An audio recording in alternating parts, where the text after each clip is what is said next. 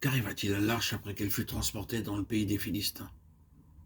À la faveur de cette situation, rappelons ce que nous avons déjà appris, l'arche était capable de se protéger par elle-même. Les Philistins prirent l'arche de Dieu et ils la transportèrent d'Ebenezer à Ashdod. Après s'être emparés de l'arche de Dieu, les Philistins la firent entrer dans la maison de Dagon et la placèrent à côté de Dagon. Le lendemain, les Asdodiens qui s'étaient levés de bon matin trouvèrent Dagon étendu la face contre terre devant l'arche de l'Éternel. Ils prirent Dagon et le remirent à sa place. Le lendemain encore, s'étant levés de bon matin, ils trouvèrent Dagon étendu la face contre terre devant l'arche de l'Éternel. La tête de Dagon et ses 2 mains étaient abattues sur le seuil. Il ne lui restait que le tronc. La main de l'Éternel s'appesantit sur les Asdodéens et il mit la désolation parmi eux. Il les frappa d'hémorroïdes à Ashdod et dans son territoire. 1 Samuel 5, 1, 4, 6. Les Asdodiens furent terrifiés. C'est pourquoi ils envoyèrent chercher et rassemblèrent tous les princes des Philistins afin de tenir conseil sur la manière d'agir. La décision fut prise de déplacer l'arche de Dieu à Gath. Aussitôt que l'arche arriva dans ce lieu, tous les hommes de la cité, petits et grands, furent frappés de tumeurs.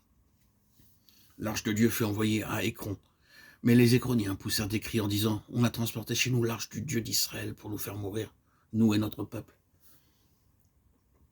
Eux aussi firent chercher et assemblèrent tous les princes des Philistins, et ils demandèrent que l'arche de Dieu d'Israël soit renvoyée en son lieu.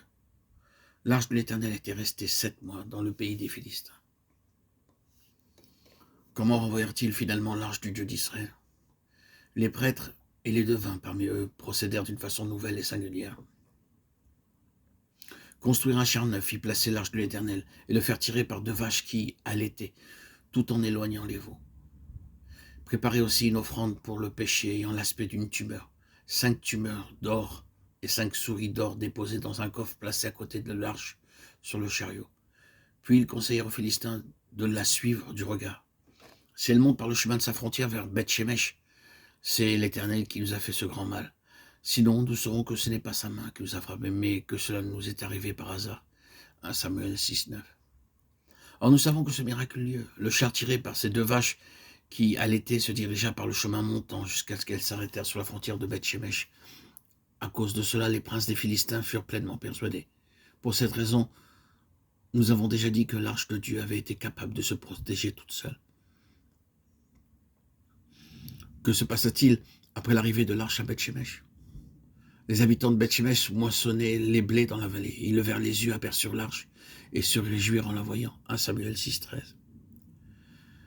Mais une tragédie survint car le Seigneur frappa les gens de Beth-Shemesh lorsqu'ils regardèrent l'arche de l'Éternel.